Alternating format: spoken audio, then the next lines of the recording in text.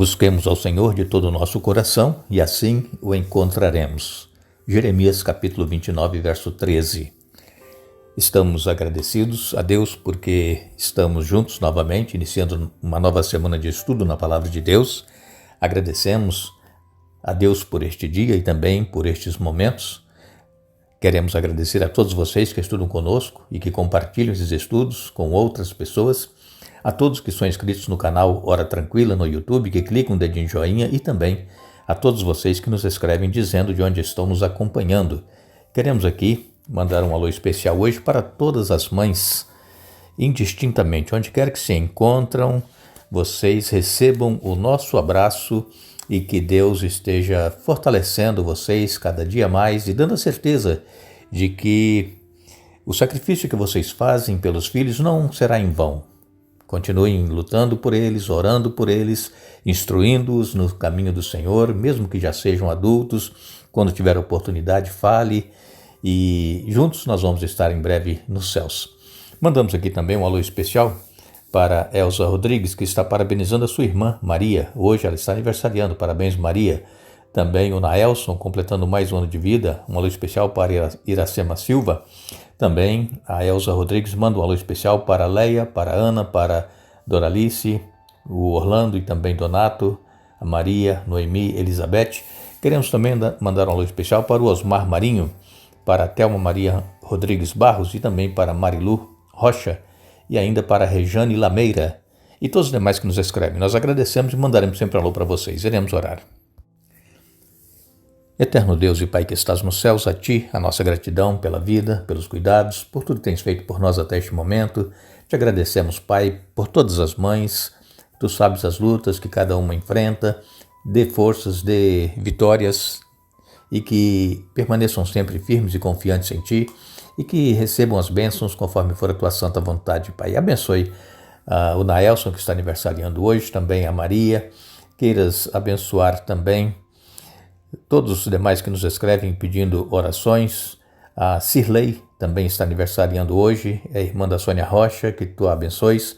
Enfim, Pai, todos os demais que nós citamos aqui, que Tu concedas bênçãos conforme for a Tua santa vontade, em nome de Jesus. Amém.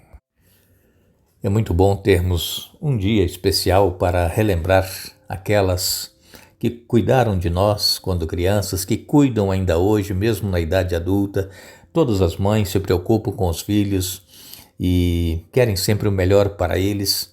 Ficamos muito felizes e agradecidos a Deus por todas vocês, mamães, e aquelas mães também que são pais, não é?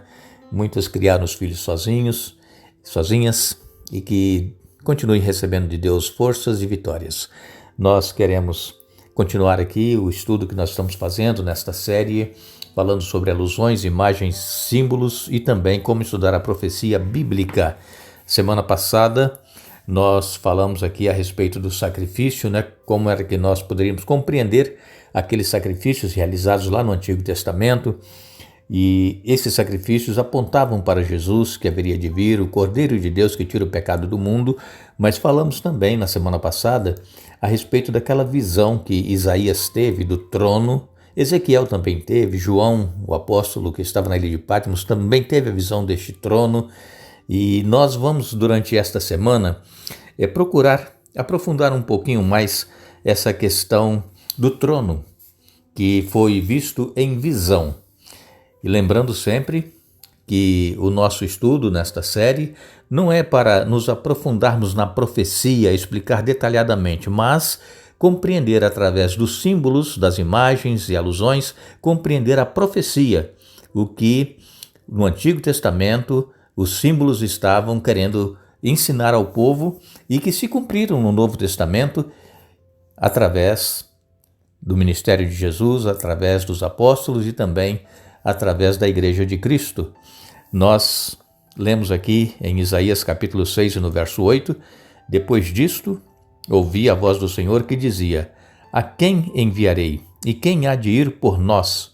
Eu respondi: eis-me aqui, envia-me a mim. Aqui no capítulo 6, você pode ler na sua Bíblia, anote aí para você ler depois o capítulo 6, principalmente os primeiros versos. Isaías ele teve aquela visão do trono celestial, ele viu querubins voando, com duas asas eles voavam, com duas cobriam o rosto e com duas cobriam os pés. E então eles clamavam, né? Santo, santo, santo é o Senhor. E quando Isaías teve essa visão do trono, ele viu quão imperfeito ele era, quão pecador. Então, irmãos, quando nós nos aproximamos de Deus, procuramos buscar ter relacionamento com Ele, intimidade, estudar a Bíblia, conhecer o plano de Deus para nós, nós vamos ver quão pecadores nós somos.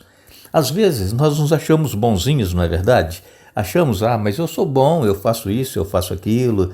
E então, porque nós às vezes não estamos vivendo como Isaías viu a presença de Deus, a glória de Deus, enchendo o templo, aqui nessa visão do capítulo 6 de profeta Isaías. E então ele viu quão imperfeito ele era.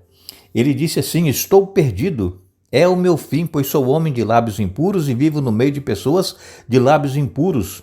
Meus olhos, porém, viram o Rei, o Senhor dos Exércitos.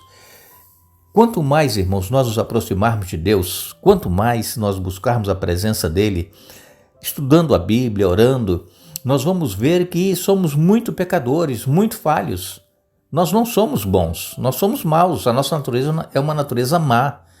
Fazemos coisas boas, claro, mas às vezes com interesse de que alguém nos dê alguma coisa em troca do que nós estamos fazendo. Mas o objetivo não é esse, fazer o bem para receber algo em troca. Esse não é o ensinamento de Jesus. Nós temos que fazer sem esperar nada em troca, nada de ninguém. E então Isaías, ele viu que um daqueles serafins pegou uma brasa viva do altar e ele pegou com uma tenaz e tocou nos lábios do profeta Isaías. E então, quando ele foi tocado nos lábios, ele viu e ele sentiu que a culpa dele foi removida e os pecados dele foram perdoados. Muitas pessoas cristãs, elas carregam uma culpa por toda a vida, não se libertam de um erro que cometeu, de um pecado, de uma falha, porque não foi confessado com sinceridade. E aí fica aquela culpa na consciência, aquele peso, e a pessoa sente que não está perdoada. Mas, assim como Isaías foi tocado por essa brasa viva tirada do altar, o altar possivelmente, que já que ele estava no templo, era o altar de incenso, daquele que onde tinha as brasas, e ali foi tirada essa brasa e tocou o lábio do profeta Isaías. E então ele sentiu que ele estava perdoado, ele sentiu que a culpa dele foi removida e então ele pôde aceitar o chamado que Deus estava fazendo para ele. Porque Deus estava em busca de alguém para que pregasse, para que fosse um profeta. E Isaías se sentia sem condições de ser esse profeta que Deus estava procurando. Mas a partir do momento que ele foi tocado por essa brasa, que ele teve a sua culpa removida, os pecados perdoados, ele então disse: envia-me a mim. Esse capítulo 6 e o verso 8 que nós lemos. Então ouvi o Senhor perguntar: quem enviarei como mensageiro a este povo? Quem irá por nós? E eu respondi: aqui estou, envia-me. Vejam, precisamos, irmãos, confessar com sinceridade de coração pecados que nós temos cometido, erros graves, quem sabe, que nós cometemos no passado, ou mesmo, quem sabe, no presente. Mas todo pecado Deus perdoa, mas precisa ser confessado de coração. E qual é essa confissão de coração? É uma mudança de vida, é não fazer mais aquilo que nós fizemos. Precisamos dar uma volta, meia volta.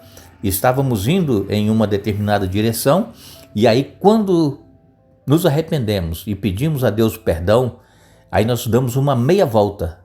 Ao invés de nós seguirmos em frente para onde estávamos indo, nós voltamos em direção àquilo que Deus quer que nós façamos. E então, se nós confessarmos de coração o nosso pecado, nós vamos nos sentir perdoados. Eu conheço pessoas que carregam culpa por toda a vida, A pessoa mesmo diz, olha, eu não me perdoo. Então, se a pessoa não se perdoa, como é que Deus vai perdoar? Primeiro, nós temos que perdoar a nós mesmos pelo erro que nós cometemos, porque todo ser humano é falho, todos nós erramos e pecamos. Não tem ninguém melhor do que ninguém, mas precisamos confessar, abrir o coração a Deus. E aqui em Apocalipse, o livro do Apocalipse, no capítulo 8 e nos versos 3 e 4, nos escreveu aqui o apóstolo João. Então veio outro anjo com um incensário de ouro e ficou em pé junto ao altar. Recebeu muito incenso para misturar as orações do povo santo como oferta sobre o altar de ouro diante do trono. A fumaça do incenso, misturada às orações do povo santo, subiu do altar, onde o anjo havia derramado o incenso, até a presença de Deus. O anjo, ele estava ali para que as orações que são elevadas a Deus, elas subissem e chegassem até o trono de Deus. E para isso, esse anjo, ele recebeu o incenso.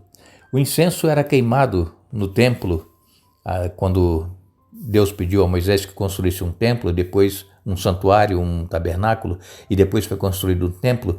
Então havia ali o incensário. O incenso era para que o ambiente ficasse com um aroma agradável, com um perfume, um cheiro suave. E então, nós, quando oramos a Deus, o anjo, ele coloca incenso em nossas orações para que elas cheguem como um cheiro suave na presença de Deus. Porque como o profeta, o apóstolo, melhor dizendo, Tiago diz, nós pedimos, mas pedimos mal. Nós pedimos para o nosso próprio desejo, nossa própria cobiça, nosso próprio eu. Nós pedimos aquilo que nós achamos que nós merecemos. E então o anjo do Senhor, através desse incenso, ele leva essas orações como um cheiro suave, porque o Espírito Santo, ele interpreta essa oração de uma forma como realmente nós deveríamos fazer. E aí ela chega à presença de Deus. Então aqui em Apocalipse capítulo 8 e nos versos 3 e 4 fala que essa fumaça do incenso misturada às orações do povo santo subiu do altar onde o anjo havia derramado o incenso até a presença de Deus. Todas as orações que nós fazemos, elas chegam até a presença de Deus. Não tem nenhuma oração que não chegue nos céus. Todas as orações chegam e todas as orações elas são respondidas. É que às vezes Deus responde de uma maneira que contrária daquilo que nós pedimos. E aí nós pensamos que Deus não respondeu a nossa oração. Mas Deus responde todas as orações. João, o apóstolo, João Batista, melhor dizendo, ele foi chamado desde o ventre de sua mãe para ser um pregador do arrependimento, um pregador para que as pessoas se voltassem para Deus, porque o povo estava longe de Deus. Assim como hoje, as pessoas estão longe de Deus. As pessoas, elas vão à igreja, mas somente para cumprir um ritual, uma formalidade, para rever amigos. Elas não vão à igreja com o intuito de encontrar a Deus, orar a Deus e sentir a presença de Deus. E João, ele vivia isso, João Batista. Ele, em João capítulo 5, verso 35, diz que ele era a lâmpada que estava acesa e iluminava. E por algum tempo, vocês quiseram se alegrar com a luz, que era João Batista. Então João, apesar de ser pecador, ele necessitava também da graça e da salvação como nós recebemos, mas João Batista realizou um ministério que apontava para o único que poderia trazer graça e salvação, que é Jesus Cristo. Que nós sejamos também luz, assim como o profeta Isaías viu o templo, a luz, a glória da presença do Senhor, como Ezequiel viu, como João, o apóstolo, na ilha de Patmos também viu, que nós também possamos ter a presença dessa luz de Deus em nossa vida e que possamos ser luz onde quer que nós estivermos, iluminando as outras pessoas que ainda não chegaram ao conhecimento de Jesus. Que Deus nos abençoe e que possamos dizer como o profeta Isaías: Senhor, eis-me aqui, envia-me a mim. Agradecemos a todos que estiveram conosco hoje estudando a Bíblia. Retornaremos amanhã para dar sequência ao estudo desta semana. E lembremos as palavras de Jesus: examinem as Escrituras, porque elas testificam de mim. João capítulo 5, verso 39. Que Deus nos abençoe.